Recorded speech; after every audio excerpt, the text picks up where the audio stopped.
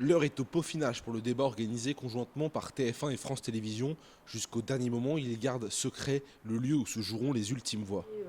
Changements d'opinion à cause du débat, les changements de vote à cause du débat existent, mais ils restent extrêmement marginaux. C'est entre 2-3% maximum.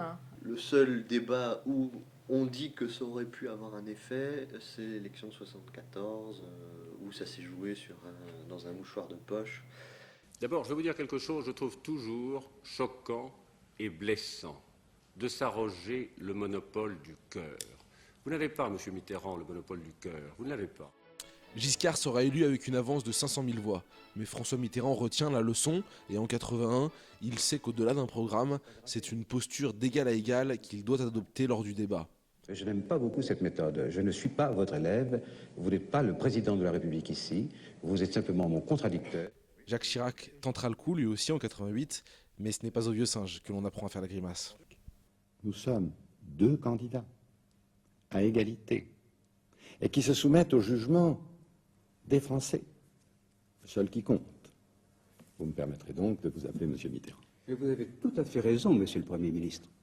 Au fond, le débat de Ségolène Royal, Nicolas Sarkozy, était relativement long. Le seul moment où il s'est passé quelque chose, c'était le coup de gueule de Ségolène Royal.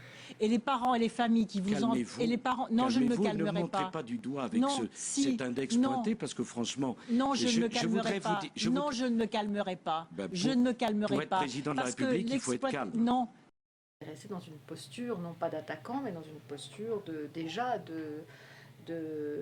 présidentiable, voire de président.